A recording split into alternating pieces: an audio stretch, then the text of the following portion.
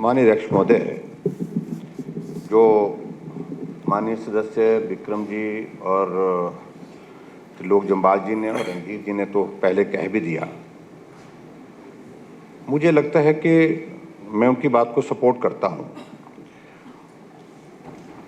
और सपोर्ट करने की वजह यह है कि एक तो सामने हम सरकार को देख रहे हैं कि ऐसी सोच बन गई है कि ज़्यादा चाहिए, जल्दी चाहिए, अभी चाहिए।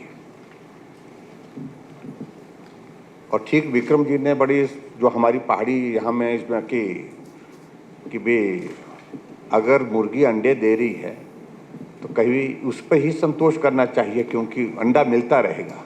अगर मुर्गी ही मार दी तो उस सूरत में ना अंडा मिलेगा फिर आने वाले समय में, ना मुर्गी रहेगी। परिस्थिति तो ये पैदा हो रही है। एक तरफ से माननीय मुख्यमंत्री जा रहे हैं इन्वेस्टर्स को अट्रैक्ट करने के लिए, उनको इनविटेशन देने के लिए दुबई। एक तरफ से आप कह रहे हैं कि प्राइवेट सेक्टर का इन्वेस्टमेंट हिमाचल प्रदेश में आना चाहिए, और हम इसके पक्षधर हैं, क्योंकि प्राइवेट सेक्टर के इन्वेस्टमेंट आना चाहिए। क्यों नहीं आना चाहिए? आना चाहिए। उनका कंट्रीब्यूशन हिमाचल के डेवलपमेंट में होना चाहिए। लेकिन इस प्रकार के हालात हम पैदा करेंगे।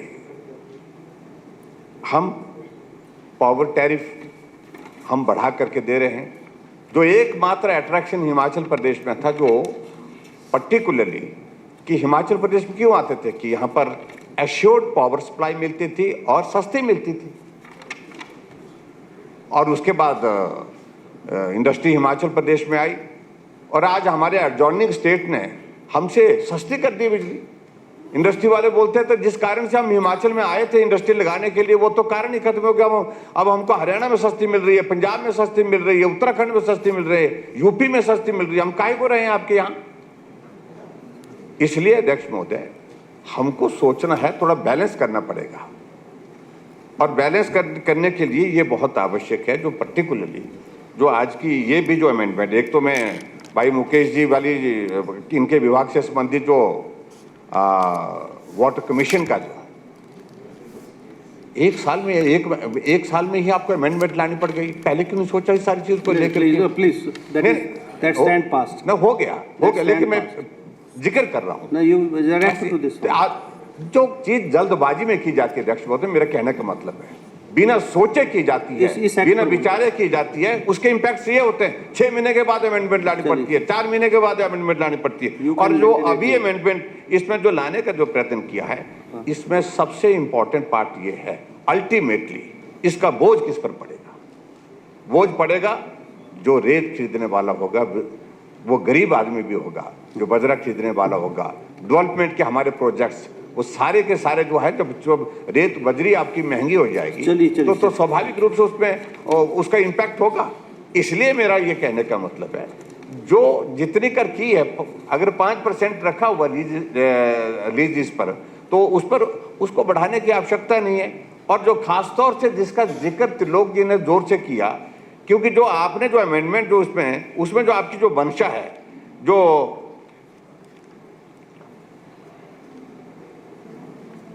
आपने जो आपका मेन जो ऑब्जेक्टिव आपका है, वो ऑब्जेक्टिव में, उस ऑब्जेक्टिव में आपने जिक्र किया है कि जो duty on the transfer of property by companies on merger, amalgamation, demerger और डिसोल्यूशन, ये इस पर आपने बात कही है। ये परिस्थितियां तो उस स्थिति में होती है जब कंपनी डूब गई होती है, उसके पास कुछ होता नहीं है। और ऐसी सिख यूनिट को हमको रिवाइव करने के लिए प्लान करते हैं। हम के बीच चलो, अगर कोई काम करते करते बिल्कुल गिर ही गया हालात के मुताबिक, उसको थोड़ा खड़ा करके मदद करने की कोशिश की जाती है, एडजॉइनिंग स्टेट में की जाती है, वहाँ की पॉलिसीज में की जाती है।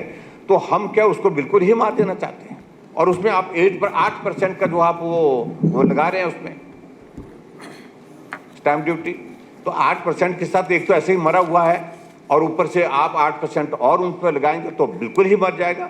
तो इसको थोड़ा जेन्युइननेस के साथ देखने की आवश्यकता है। मेरे कहने का अभिप्राय ये है, हम इस बात से सहमत हैं कि मुख्यमंत्री के दिमाग में ये की बात पड़ी है कि हिमाचल प्रदेश में 4 साल में पूरे देश का कौन सा ये राज्य बनाएंगे, यानी कि सबसे संपन्न राज्य है।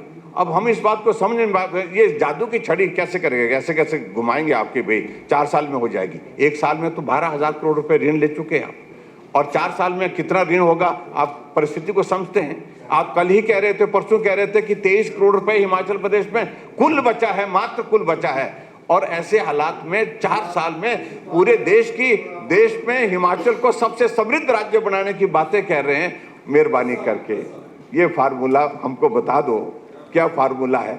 और या तो मेरा कहने का मतलब बहुत हो गई ये कहानी झूठ की, ये गारंटी की, मेहरबानी करके इनको बंद करिए। मैं यही कहना चाहूँगा। अध्यक्ष महोदय, मैं यही कहूँगा कि मुझे लगता है कि ये जो अमेंडमेंट लाई गई इसकी आवश्यकता नहीं, इस पर पुनर्विचार कर दे इसको फिलहाल।